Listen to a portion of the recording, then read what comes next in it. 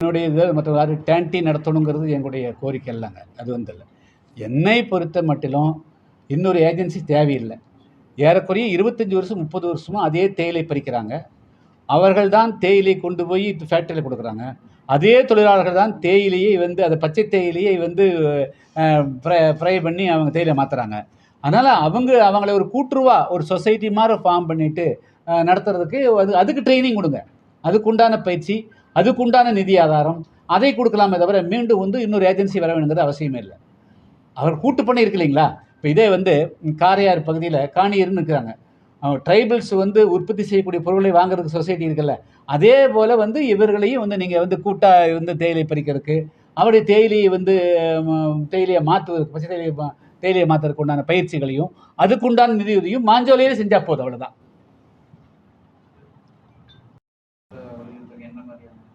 இல்லை, அதாவது இப்போ நான் வந்து ஊடகத்தில் சொல்லுவது என்பது நிச்சயமாக அரசுக்கு உடைய கவனத்துக்கு போயிடும்.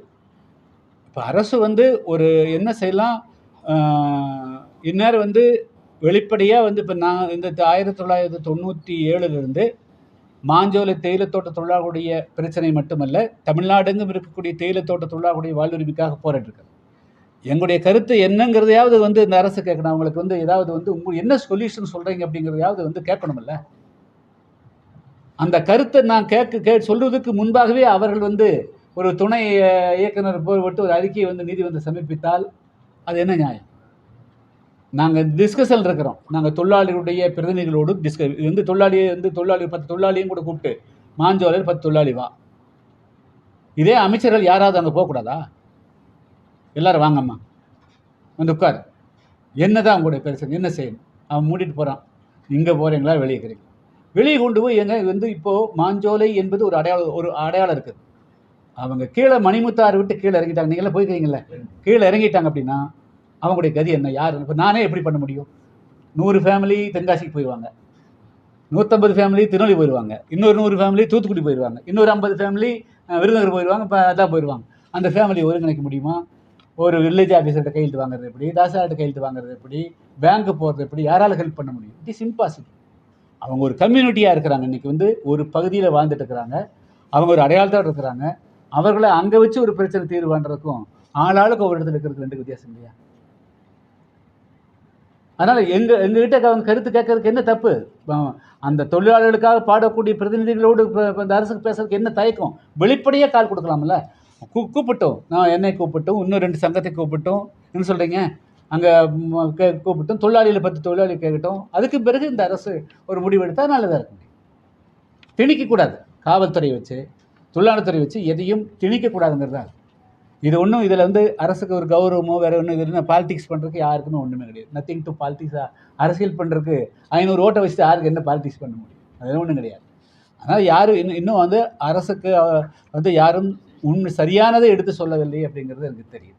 அதை விட இன்னொரு முக்கியமான விஷயங்க, 1929 அவங்க தேயிலை போட்டு இந்த 99 வருஷமாக வந்து ஏறக்குறைய 8373 ஏக்கராவில் 4000 ஏக்கரா 5000 ஏக்கராவுக்கு மேலே ஆர்கானிக் டீ போட்டுக்கிறாங்க, தேயிலை வச்சுருக்கிறாங்க, காஃபி வச்சுருக்கிறாங்க, ஏலம் இருக்குது, அதுபோல் பெப்பர் இருக்குதுங்க, அதுபோல் மிளகு இருக்குது. ஆனால் அரசுக்கு செலுத்த வேண்டிய அவர்களுடைய அந்த குத்தகை மட்டும் 1141 கோடி ரூபா இந்த நிமிஷம் வரையிலும் அவர்கள் நிலுவையில் வச்சுக்கிறாங்க. பிபிடிசி 1141 கோடி ரூபா வந்து பேலன்ஸ் வச்சுக்கிறாங்க. அவங்க வந்து இவங்களை வந்து தொழிலாளர்கள் கட்டாயப்படுத்தி விஆர்எஸ் கொடுத்துட்டு அவங்களையும் அற்ப சொற்பத்துக்கு வெளியே அனுப்புகிறாங்க. அவன் இரவோடு இரவாக வந்து அங்கே இருக்கக்கூடிய ஃபேக்ட்ரியில் இருக்கிற மெஷினெல்லாம் கடத்துகிறாங்க. எப்படி 1141 கோடி இந்த அரசு எப்படி வசூலிக்க போகுது? சாதாரணமாக ஒரு ஏழை எளியவர்கள் ஒரு வீட்டு லோன் ஒரு 5 லட்ச ரூபா வாங்கிட்டா எத்தனை சித்திரவதைப்படுத்துகிறாங்க.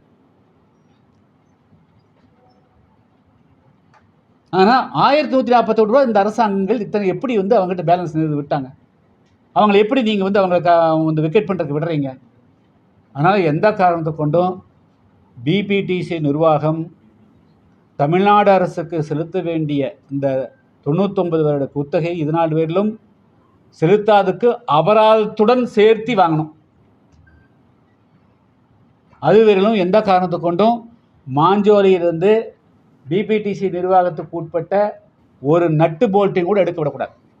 நேற்று கூட ஒரு லாரியில் பெரிய பெரிய இயந்திரங்களை அவர்கள் கடத்தி இருக்கிறார்.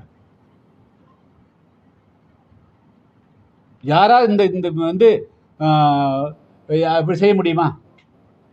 இப்போ கூட நம்ம வந்து ஒரு ஒரு ஹோட்டலையும் கூட ஒரு பிரதமர் தூத்துக்குடியில் ஒரு ஹோட்டலுக்கு 33 வருஷம் லீஸ் முடிஞ்ச உடனே அவங்க கொடுக்கலிங்காக அந்த ஹோட்டலை க்ளோஸ் பண்ணுறீங்கல்ல, சொல்கிறீங்க பண்ணுறீங்கல்ல. அப்போ ஏன் வந்து இத்தனை நாள் பேரில் எப்படி 1140 கோடி ரூபா வந்து வர்றதுக்கு நீங்கள் அப்புறம் எத்தனை நாள் விட்டீங்க? நீங்கள் இந்த 1141 கோடி ரூபாயும் அவர்களிடந்து எடுக்கணும், அதை தொழிலாளிகளுக்கு அப்படியே கொடுக்கணும் ஆச்சுங்களா. அவங்களுடைய வாழ்வாதாரத்துக்கு என்ன செய்யணுமோ அதெல்லாம் செய்யறதுக்கு நடவடிக்கை எடுக்கணும்.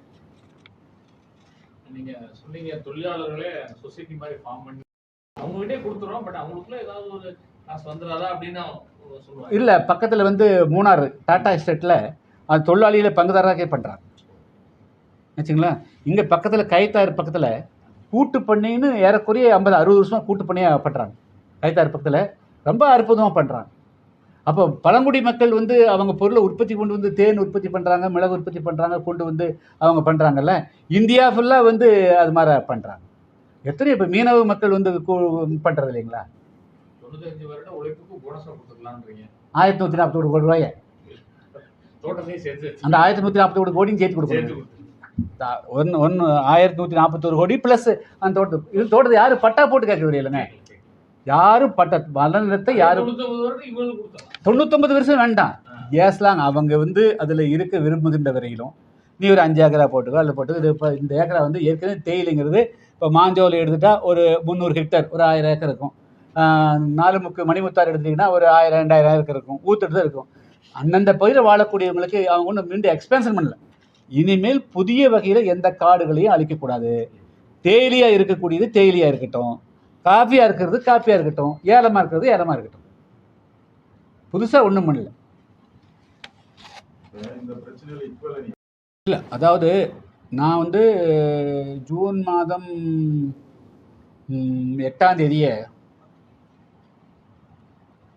அப்பொழுது முதல்வர் வந்து வேறொரு நிகழ்ச்சிக்காக கோயம்புத்தூர் வந்தபோது நான் வந்து அவருக்கு அப்பாயின்மெண்ட் கேட்டேன். இன்றைக்கு வரும் முதல்வர் அலுவலகத்திலிருந்து எனக்கு ஒரு அப்பாயின்மெண்ட் வரல. அவருக்கு கடிதம் அனுப்பிச்சது. முதல்வருடைய அலுவலகத்திலிருந்து எனக்கு நேரடியாக அழைப்பு வந்தால் நாளை காலையில் கூட நான் போக தயாராகிறேன். எனக்கு இதில் வந்து ஒன்றும் இல்லை. அழைப்பு வராமல் அங்கே இடம் கொடுக்காமல் நான் போய் என்ன பண்ண முடியும்? அப்போ தானே கான்கிரீட்டாக எங்களுக்கு சொல்லிக் கொடுக்கலாம். நீங்கள் ஒரு கான்கிரீட்டான பிளானோட வாங்க அப்படின்னு சொல்லலாம்.